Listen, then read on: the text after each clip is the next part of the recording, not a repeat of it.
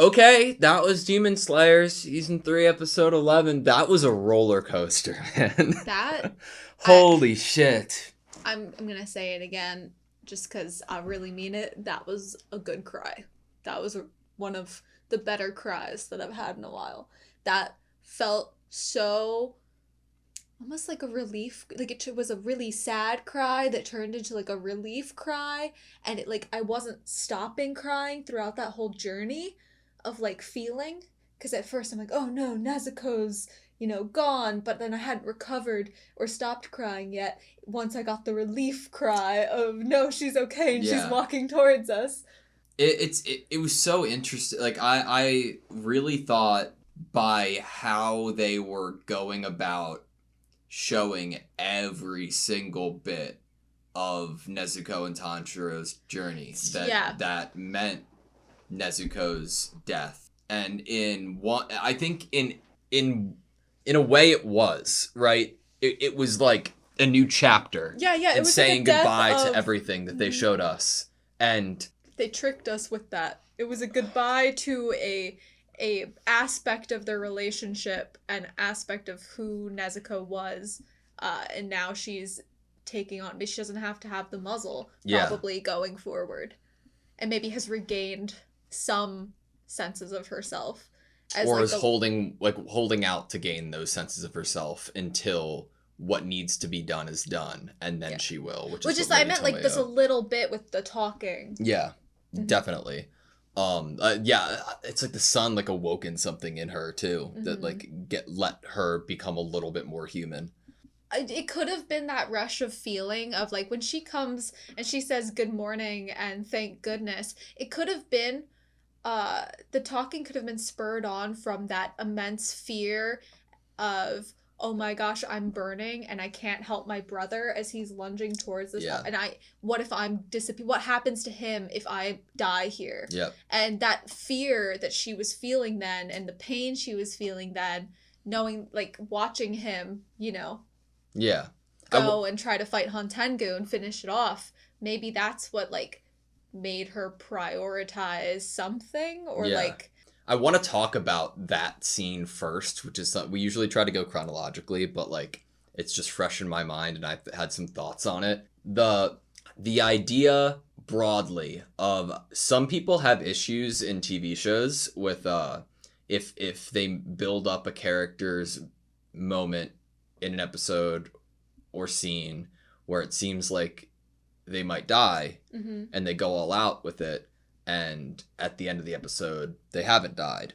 And there are a lot of people who have problems. Just like if that happens, they're done with it. They don't want to like think about it other than the fact that I hate when that happens. I'm done with it, and that's their right? But I think it's more subjective, and I think it's more how it's done and what the reasons what it was done for were. And I think that the significance of the fact that she's still alive is obviously integral to the plot. I think that the way that they paced it specifically and the choices that were made in order for the outcome to have happened, if one of those things didn't occur, it wouldn't have felt as good. If Nezuko wasn't the one to kick Tanjiro off. Oh, so good. If Nezuko kicked Tanjiro off, but Tanjiro didn't respond the way that he did. If everything didn't play out the exact way that it did, it would not have been as powerful as it was. And I'm so, so glad that not only are, like, it's not, oh, this all happened, and then Nezuko's alive. Yeah, she's still alive. No, it is completely intentional to forward into the next big plot point, which I imagine will be the climax of the series. Like you don't like there are shows or stories that utilize something like this for just to get a little emotion out of somebody. This is the time that you do something like this, where it progresses the story, it adds new elements that motivate the primary antagonist to get closer to their goal and make a move. I adored it. I thought it was beautiful. It doesn't go against why else it works is that it feels natural. It doesn't go against a pre-established personality or action of the main character, Tanjiro. Of course, he's going to panic in this situation, feel like he can't move. And honestly, to actually leave her side and not it be that situation where it's like he ended up not saving anyone, he needed to be kicked by Nezuko there. It was a fault in him. Yes, and it felt so natural to have that there and to have him, even though we see him so often, be able to actually push past that, like, oh shoot, I can't move, but then he pushes himself past that point. Like when we first come up to hatred in this season, and Genya, Nezuko, and Tanjiro are like, oh my god, the fear, I cannot move. Yeah. And Tanjiro, you know, he can break out of it. Even though at first he's like frozen, he can break out of it. And here we have like the biggest thing he could possibly ever fear is people not saving people, one, but his sister. And it felt so natural to have that panic feeling, and then for it was really the reason he ends up saving them is because Nezuko was like, go. Yeah. But and it was how it was done, right? We had so much internal monologue, overthinking, and panicking from Tanjiro, and like you said, a panic attack, and I completely agreed. But the second that he was kicked off and they met eyes, it was like this part.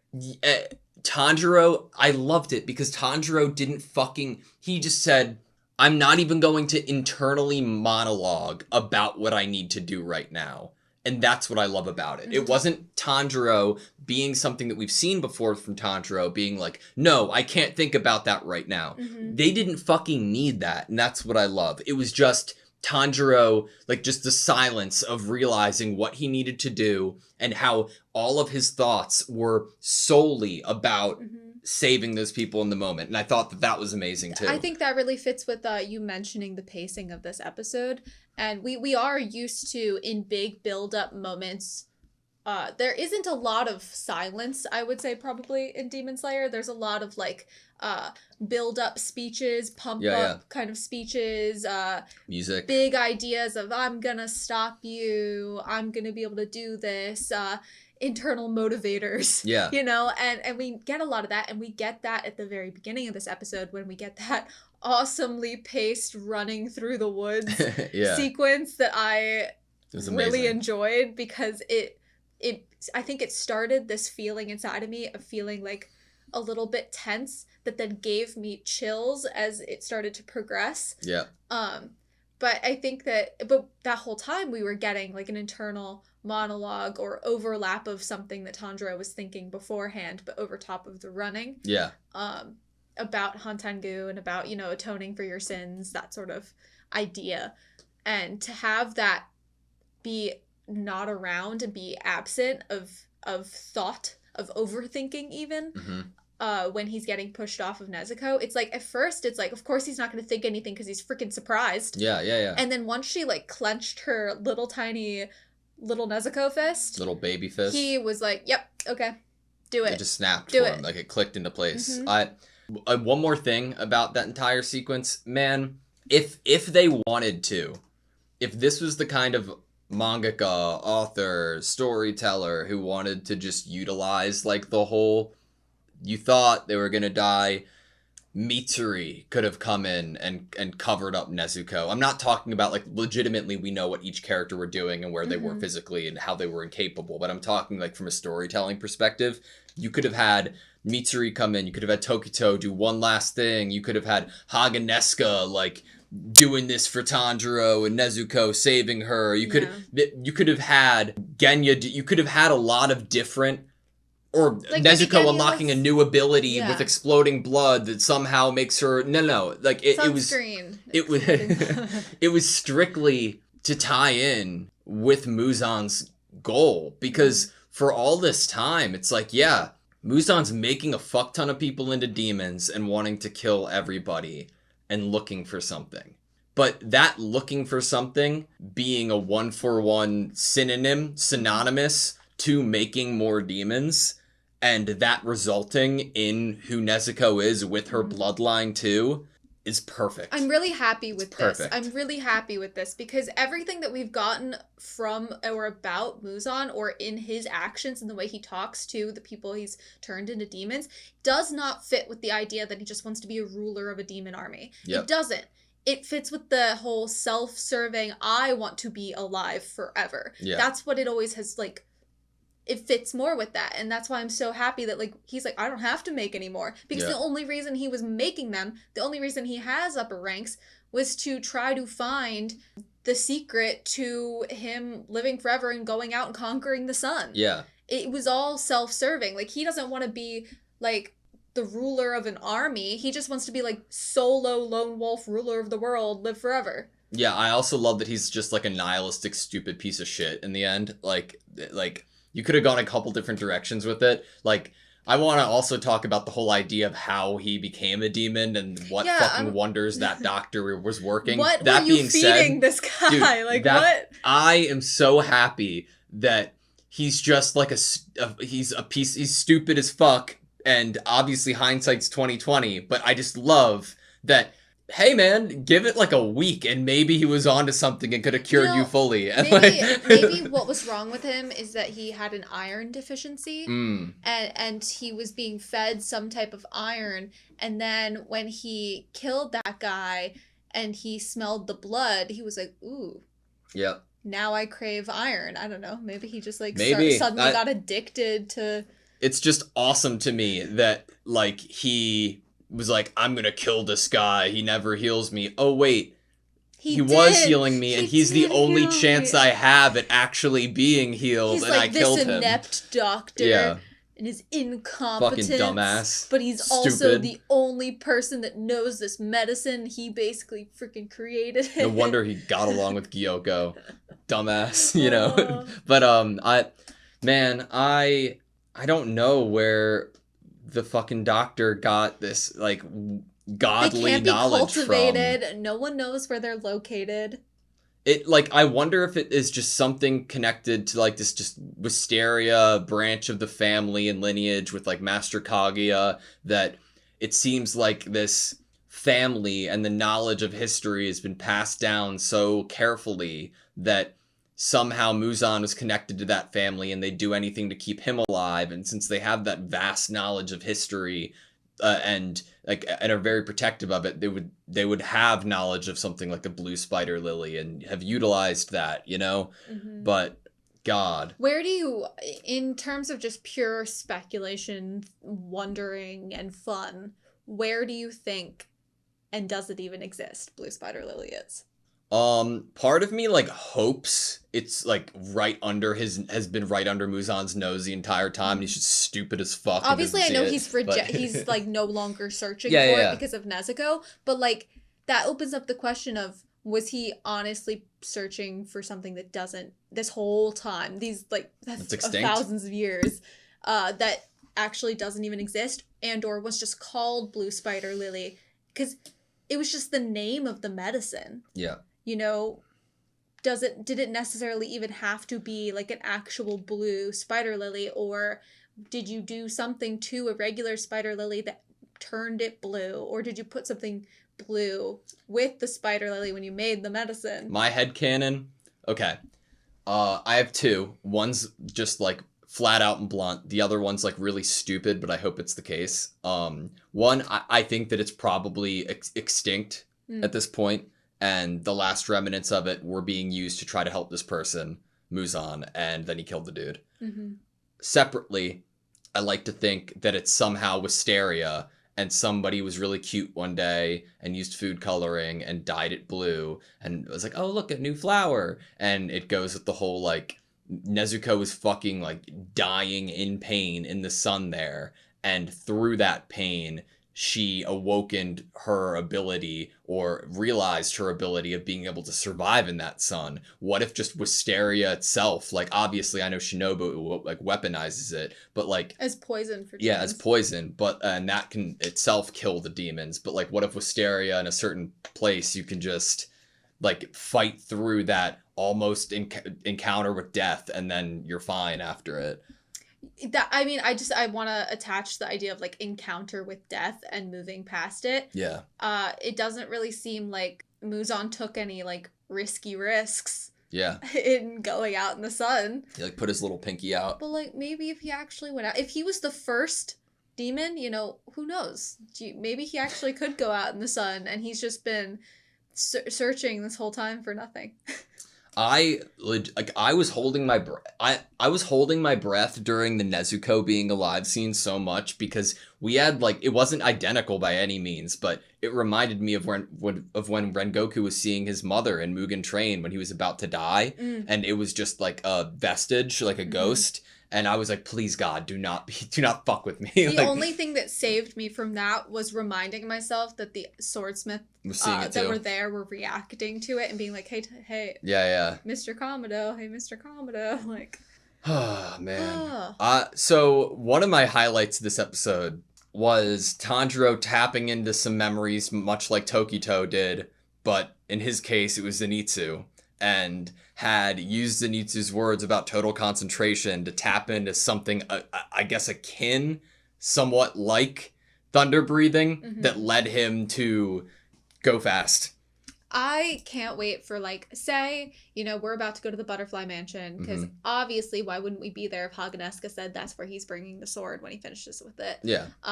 So let's just hope that it is also a time where Zenitsu was, like, I think out in, like, a snowy place that he really didn't want to be in. Yeah. I'm gonna hope that he's done with his mission, too, now. So's Inosuke. We're all gonna meet back up. And Tanjiro's gonna be like, hey, I actually, like, used something that you do. Yeah. You taught me. And Zenitsu's gonna be like, oh, what? And they're all gonna be so happy. See, my vision of that is slightly different. It's the same. It's at the Butterfly Mansion. It has to be. But Zenitsu's coming back from this hard-fought journey. He's, like, down in his luck, and he's like, I've seen clouds too much. This is my 86th day without the sun.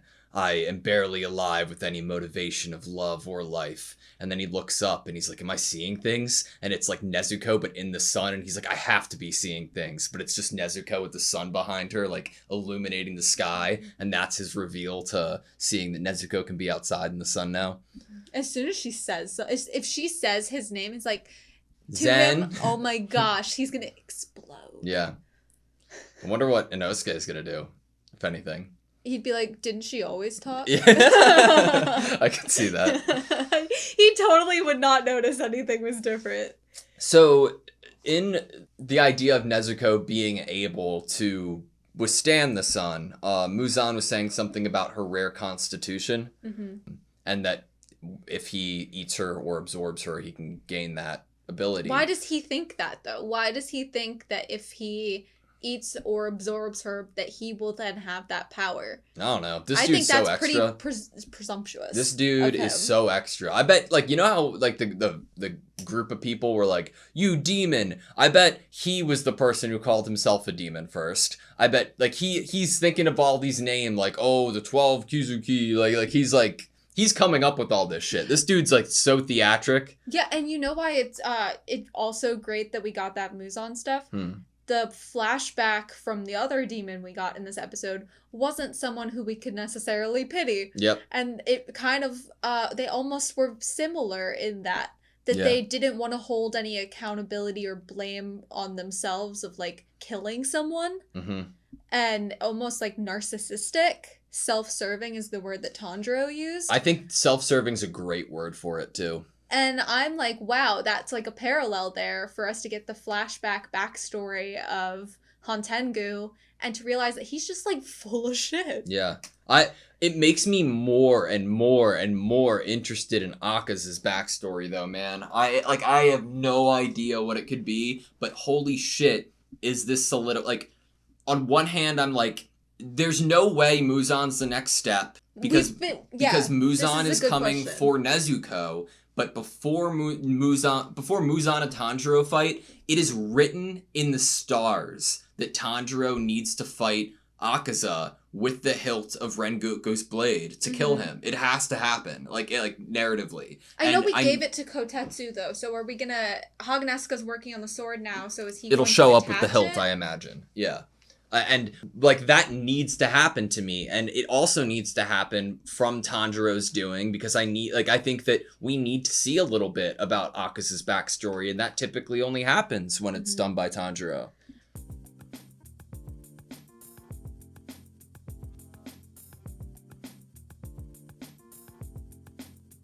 The talking could have been spurred on from that immense fear of... The talking could have been spurred on from that immense fear of...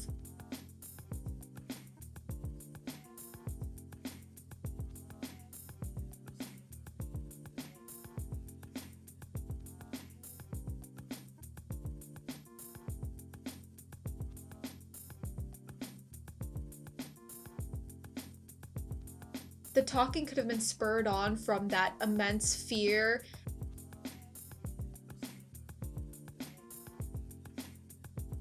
The talking could have been spurred on from that immense fear